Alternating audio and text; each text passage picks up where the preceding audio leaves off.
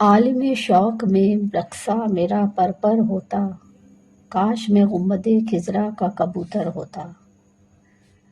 بسم اللہ الرحمن الرحیم۔ مکہ سے 150 کلومیٹر دور ایک بستی تھی جس کا نام بنو سعد تھا۔ حضور صلی اللہ علیہ وسلم کی پیدائش کے ایک ہفتے کے بعد بنو سعد کی 10 عورتیں اپنی اپنی سواری لے کر مکہ کی طرف کسی دودھ پینے والے بچے کی تلاش میں نکلی۔ اس زمانے میں عورتوں کے لیے روزی کا یہی ایک ذریعہ تھا کہ وہ عورتیں مالدار گھرانوں کے بچوں کو اپنے گھر لا کر انہیں دودھ پلاتی، اور پھر جب وہ بچے تھوڑا بڑے ہو جاتے تو انہیں ان کے ماں باپ کو واپس کراتی، اور اس کے بدلے میں ان بچوں کے ماں باپ دودھ پلانے والی عورتوں کو بہت زیادہ پیسے اور تحفے دیتے تھے۔ اسی امید میں بنو سعد کی 10 عورتیں مکہ کی طرف اپنی اونٹنیاں لے کر چلیں۔ انہی عورتوں میں حضرت حلیمہ سعدیہ بھی تھیں۔ حلیمہ سعدیہ کے گھر بہت زیادہ غریبی تھی، ان کے شوہر کو کوئی کام نہ ملتا، صرف بکری چرا کر انہی کے دودھ پر دن رات گزارا ہوتا تھا۔ حلیمہ سعدیہ کے گھر میں ایک اونٹنی بھی تھی، لیکن وہ بہت زیادہ کمزور ہو چکی تھی، کیونکہ بنی سعد قبیلے میں گھاس بھی بہت کم اگتی تھی، اس لیے جانوروں کو بھی صحیح سے چارہ نہیں مل پاتا تھا۔ حلیمہ سعدیہ اپنی اسی کمزور اونٹنی کو لے کر مکہ کی طرف ان 10 عورتوں کے ساتھ چل پڑیں تاکہ انہیں بھی کوئی دودھ پیتا بچہ مل جائے، جس کی وجہ سے ان کے گھر میں بھی 4 پیسے آنے لگے۔ حلیمہ سعدیہ کے ساتھ ان کا ایک دودھ پیتا بچہ اور ان کے شوہر بھی تھے۔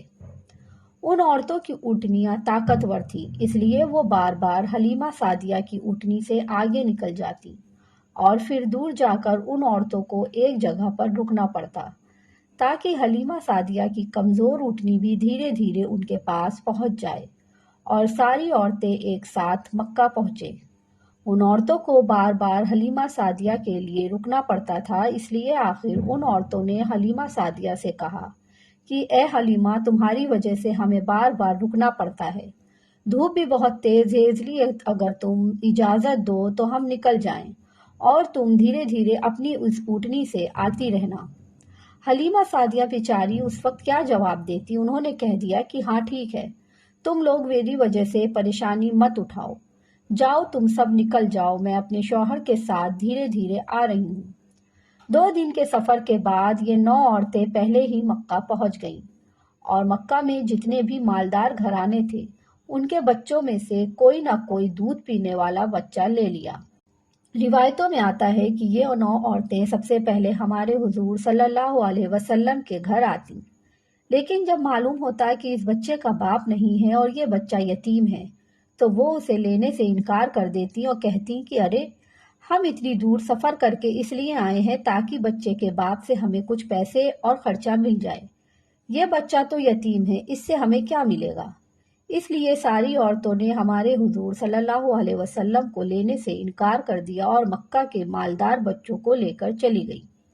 جب سبھی عورتوں نے حضور صلی اللہ علیہ وسلم کو لینے سے انکار کر دیا تو یہ بات حضرت آمنہ کے دل کو لگی، اور وہ اکیلی گھر میں بیٹھی اپنے اس چھوٹے سے بچے کو دیکھ کر رونے لگیں، اور دل ہی دل میں سوچنے لگیں کہ کاش آج میرے معصوم بچے کے باپ زندہ ہوتے تو میرے بچے کو بھی کوئی عورت اپنے گھر لے جاتی، اے کاش میرے شوہر زندہ ہوتے تو وہ میرے بچے کو گود میں لے کر بازاروں میں گھماتے اور اسے اچھے اچھے کھلونے دلاتے۔ حضرت آمنہ کے آنسو دیکھ کر شاید اس وقت اللہ تعالیٰ حضرت آمنہ سے کہہ رہے ہوں گے کہ اے آمنہ، تم پریشان کیوں ہوتی ہو، اس بچے کے باپ اسے کھلونا لے کر نہیں دے پائے تو کیا، اس بچے کی تو ایسی شان ہوگی کہ میں آسمان کے چاند کو اس بچے کے لیے کھلونا بنا دوں گا، اور وہ انگلیوں کے اشارے سے چاند کو 2 ٹکڑے کر دے گا۔ اے آمنہ، اس بچے کے باپ اسے کیا بازاروں کی سیر کراتے، آنے والے وقت میں دیکھنا میں اس بچے کو آسمانوں پر بلا کر جنت کی سیر کرواؤں گا۔ سبحان اللہ۔ شام کا وقت ہو چکا تھا۔ حلیمہ سعدیہ اسی وقت مکہ پہنچی تو انہیں معلوم ہوا کہ اب مکہ میں کوئی مالدار گھرانے کا بچہ نہیں بچا ہے۔ ان سبھی عورتوں نے ہر ایسے بچے کو لے لیا ہے جس کا باپ مالدار ہو۔ حلیمہ سعدیہ تلاش کرتی ہوئی حضرت آمنہ کے گھر پہنچی اور دروازہ کھٹکھٹایا۔ پوچھنے پر بتایا کہ میں دودھ پلانے والی عورت ہوں، دیہات سے آئی ہوں، بچہ چاہیے۔ حضرت آمنہ نے سوچا کہ یہ عورت بھی ابھی میرے بچے کو دیکھ کر منع کر دے گی، کہ میں اس یتیم کو گود میں نہیں لیتی، لیکن پھر بھی اللہ نے ان کے دل میں بات ڈالی اور انہوں نے حلیمہ سعدیہ کو گھر کے اندر بلا لیا۔ حلیمہ سعدیہ کو بھی جب اس بات کی خبر ہوئی کہ بچہ یتیم ہے اور اس کا باپ نہیں ہے تو لینے سے انکار کر دیا اور واپس چلی گئیں۔ انہیں بھی کوئی بچہ نہیں ملا اور وہ اپنے شوہر کے پاس ایک خیمے میں پہنچی۔ شوہر نے پوچھا کہ اے حلیمہ کیا ہوا، کوئی بچہ نہیں ملا؟ حضرت حلیمہ نے جواب دیا کہ نہیں، ہم دیر سے پہنچے تھے، اس لیے مکہ کے سارے بچے ان عورتوں نے لے لیے اور میری قسمت میں شاید کوئی بھی بچہ نہیں ہے۔ لیکن ہاں، ایک گھر میں گئی تو وہاں ایک یتیم بچہ تھا، اس کا باپ مر چکا ہے، تو اس سے ہمیں کیا ملے گا؟ جب باپ ہی نہیں تو پھر ہمیں پیسے اور تحفے کون دے گا؟ اس لیے میں نے اس بچے کو لینے سے انکار کر دیا۔ رات کا وقت تھا، دونوں میاں بیوی خاموش بیٹھے تھے۔ حضرت حلیمہ کی گود میں جو بچہ تھا وہ بہت زیادہ رو رہا تھا، کیونکہ وہ 2 دن سے بھوکا تھا، اور حضرت حلیمہ کے سینے میں بالکل بھی دودھ نہیں بچا تھا، کیونکہ حضرت حلیمہ نے بھی کئی دنوں سے کچھ نہیں کھایا تھا، اس لیے بھوک کی وجہ سے ان کے سینے میں سے بھی دودھ آنا بند ہو گیا تھا۔ اچانک خاموشی توڑتے ہوئے ان کے شوہر نے اپنی بیوی حلیمہ سے کہا کہ اے حلیمہ، ویسے بھی ہمیں کوئی بچہ نہیں ملا ہے اور ہم اتنی دور کا سفر کر کے مکہ آئے ہیں، کل صبح ہمیں واپس جانا ہے، اس لیے میں مناسب سمجھتا ہے کہ تم جاؤ اور اسی یتیم بچے کو لے آؤ۔ چلو، ہمیں کچھ پیسے نہیں ملیں گے تو کیا ہوا، کم سے کم اللہ کی طرف سے کچھ ثواب ہی ملے گا کہ ہم نے ایک یتیم بچے کو پالا ہے۔ خالی ہاتھ گھر لوٹتے ہوئے مجھے اچھا نہیں لگ رہا ہے۔ حضرت حلیمہ نے کہا کہ بات تو آپ صحیح کہہ رہے ہو، ٹھیک ہے، میں ابھی جا کر اس بچے کو لے آتی ہوں۔ اور پھر حضرت حلیمہ بیوی آمنہ کے گھر پہنچی۔ یہ دیکھ کر حضرت آمنہ بہت زیادہ خوش ہوئی کہ چلو، میرے بچے کو کسی عورت نے قبول تو کیا۔ حضرت حلیمہ نے فرمایا کہ ذرا مجھے تو بچہ تو دکھاؤ۔ حضرت آمنہ نے زمین پر لیٹے ایک بچے کی طرف اشارہ کر دیا۔ اس وقت حضور صلی اللہ علیہ وسلم کے اوپر ایک کپڑا پڑا ہوا تھا۔ حضرت حلیمہ نے جیسے ہی وہ کپڑا ہٹا کر ہمارے حضور کا چہرہ دیکھا تو ان کا دل دھک سے ہو گیا۔ حضور صلی اللہ علیہ وسلم نے مسکراتے ہوئے حضرت حلیمہ کی انگلی پکڑ لی۔ ایسا خوبصورت بچہ، اس کی اتنی پیاری سی مسکراہٹ دیکھ کر حضرت حلیمہ خود پر قابو نہ رکھ سکیں اور اس بچے کو گود میں اٹھا کر سینے سے لگا لیا۔ بچے کو سینے سے لگاتے ہی حضرت حلیمہ کو ایسی ٹھنڈک محسوس ہوئی جو انہیں ساری زندگی میں نہیں مل سکی۔ پھر حضرت حلیمہ نے کہا کہ میں اس بچے کو ضرور لوں گی۔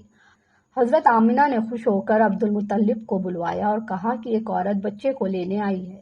یہ سن کر عبد المطلب بھی خوش ہوئے اور جلدی سے گھر پہنچے۔ حضرت حلیمہ سے پوچھا کہ تو کس قبیلے سے ہے؟ تو انہوں نے جواب دیا کہ بنو سعد سے۔ پھر پوچھا کہ تیرا نام کیا ہے؟ تو فرمایا کہ میرا نام حلیمہ سعدیہ ہے۔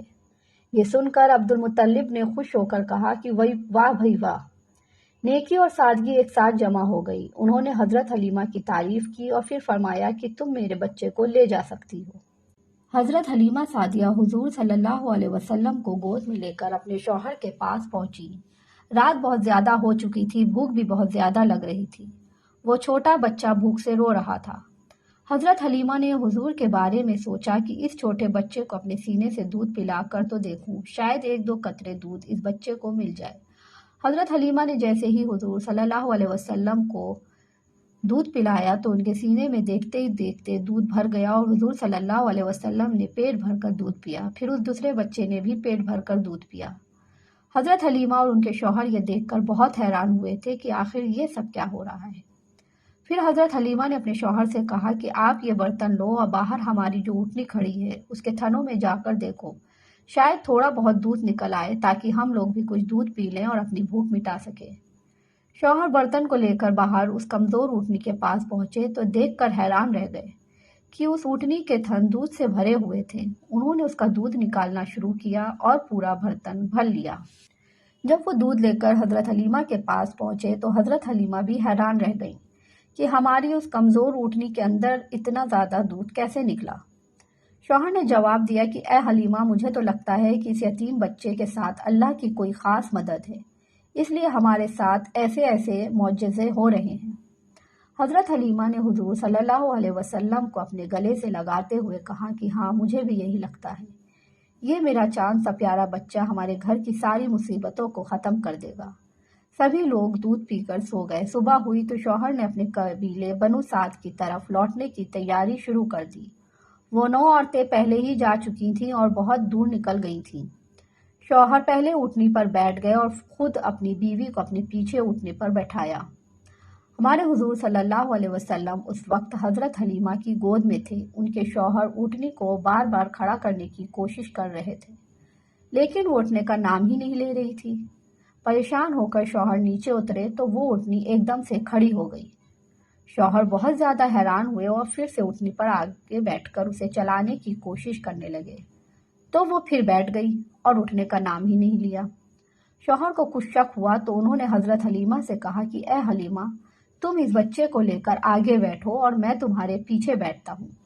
حضرت حلیمہ حضور صلی اللہ علیہ وسلم کو لے کر جیسے ہی آگے بیٹھیں تو وہ اونٹنی اٹھ کھڑی ہوئی اور اس نے زمین پر سر رکھ کر 3 بار سجدہ کیا اور اللہ کا شکر ادا کیا کہ تو نے مجھے حضور صلی اللہ علیہ وسلم کی سب سے پہلی سواری بنا دیا۔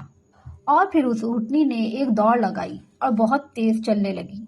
حلیمہ سعدیہ اور ان کے شوہر حیران تھے کہ یہ تو وہی اونٹنی ہے کہ جسے لے کر ہم آئے تھے اور جو چلنے کو ترستی تھی، اب اسے کیا ہو گیا کہ یہ اتنی تیز دوڑ رہی ہے۔ کچھ ہی وقت گزرا کہ اس اونٹنی نے دوڑتے ہوئے ان 9 عورتوں کو پا لیا اور تیزی سے چلتے ہوئے ان کے پاس سے گزری تو ان عورتوں نے حیرانی سے پوچھا کہ اے حلیمہ، کیا تم نے سواری بدل دی ہے؟ تو حضرت حلیمہ نے جواب دیا کہ میں نے سواری نہیں بدلی بلکہ اس سواری کا سوار بدل چکا ہے۔ سب سے پہلے حلیمہ سعدیہ ہی اپنے محلے بنو سعد میں پہنچی۔ حضرت حلیمہ سعدیہ فرماتی ہیں کہ اس دن میرے پورے محلے سے گلابوں کی خوشبو آ رہی تھی۔ سارے محلے والے حیران تھے کہ آخر یہ خوشبو کیسے آ رہی ہے۔ یہ اللہ کی طرف سے ہمارے حضور کا اس قبیلے میں استقبال ہو رہا تھا۔ حلیمہ سعدیہ جب حضور صلی اللہ علیہ وسلم کو لے کر اپنے گھر پہنچی تو شام کا اندھیرا ہو چکا تھا۔ وہ فرماتی ہیں کہ میں نے دیکھا کہ جیسے ہی میں حضور صلی اللہ علیہ وسلم کو لے کر گھر میں داخل ہوئی تو ہر طرف ایک روشنی سی پھیل گئی اور گھر میں خوشبو ہی خوشبو آنے لگی۔ میں حیران تھی آخر یہ سب کیا ہو رہا ہے۔ ہمارے حضور صلی اللہ علیہ وسلم حلیمہ سعدیہ کے گھر اپنی زندگی گزارنے لگے۔ ہمارے حضور صلی اللہ علیہ وسلم کا چہرہ ایسا چمکتا تھا جیسے 14ویں رات کا چاند ہو۔ جو بھی ہمارے حضور صلی اللہ علیہ وسلم کو دیکھتا تو وہ اپنے دانتوں تلے انگلیاں دبا لیتا۔ ہمارے حضور صلی اللہ علیہ وسلم دائی حلیمہ کے گھر زندگی گزارتے رہے اور حلیمہ سعدیہ حضور صلی اللہ علیہ وسلم کو دودھ پلاتی اور انہیں بولنا سکھاتی، ان کی آنکھوں میں کاجل لگاتی، ان کے سر میں تیل لگاتی اور انگلی پکڑ کر انہیں چلنا سکھاتی۔ ان دنوں قبیلہ بنو سعید میں بہت زیادہ غریبی تھی، یہاں تک کہ زمینوں پر گھاس تک نہیں اگتی تھی۔ اس علاقے کے جانور اور بکریاں چرنے جاتے تو شام کو بھوکے لوٹتے اور ان کے تھنوں میں دودھ کا ایک قطرہ بھی نہ ہوتا تھا۔ لیکن حلیمہ سعدیہ جب سے حضور صلی اللہ علیہ وسلم کو گھر لے کر آئی تھیں تو ان کی بکریاں جب بھی چرنے جاتی تو شام کو پیٹ بھر کر واپس لوٹتی۔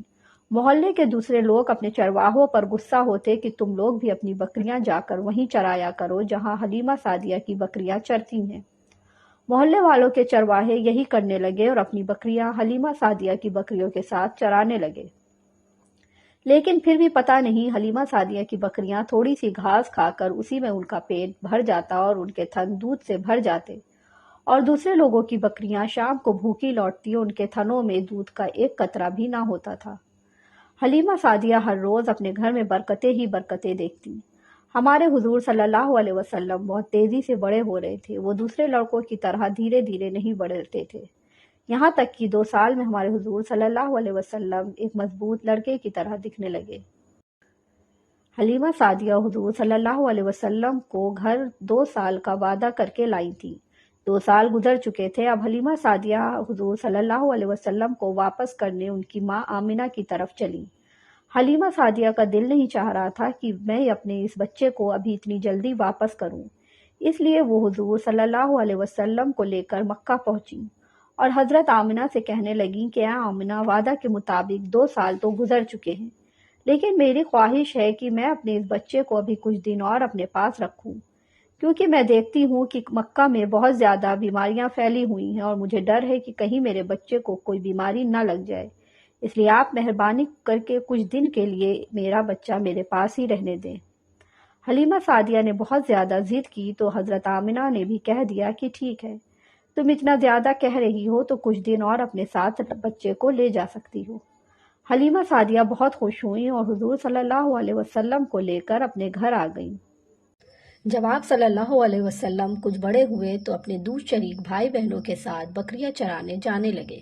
پھر کچھ ایسے واقعات ہوئے کہ حضرت حلیمہ کو آپ صلی اللہ علیہ وسلم کے نقصان کا ڈر ہوا، لہٰذا وہ آپ صلی اللہ علیہ وسلم کو واپس ان کی والدہ کے پاس چھوڑ آئیں۔ وہ واقعات یہ ہیں کہ ایک بار آپ صلی اللہ علیہ وسلم اپنے دوست شریک بھائی بہنوں کے ساتھ بکریاں چرانے گئے کہ دو آدمی حضرت جبریل اور میکائیل علیہ السلام سفید کپڑوں پہنے ہوئے آئے۔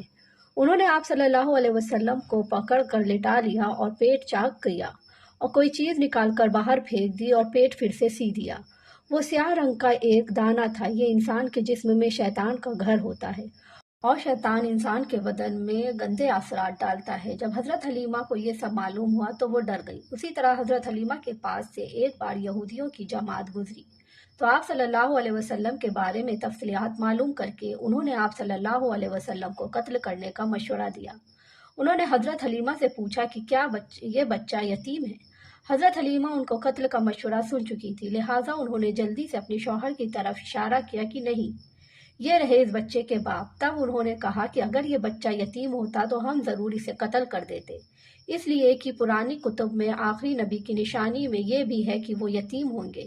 کہ حضرت حلیمہ نے کہہ دیا تھا کہ یہ بچہ یتیم نہیں ہے تو انہوں نے خیال کیا کہ یہ وہ بچہ نہیں ہے، لہٰذا قتل کا ارادہ چھوڑ دیا۔ انہی سب وجوہات کی وجہ سے حضرت حلیمہ محمد مصطفیٰ صلی اللہ علیہ وسلم کو ان کی ماں حضرت آمنہ کے پاس چھوڑ آئیں۔ پیارے دوستو، آج کی آپ کو ویڈیو کیسی لگی؟ ویڈیو اچھی لگے تو چینل کو سبسکرائب اور ویڈیو کو لائک ضرور کریے گا۔ انشاءاللہ اگلی ویڈیو کے ساتھ جلد حاضر ہوں گے۔ اللہ حافظ۔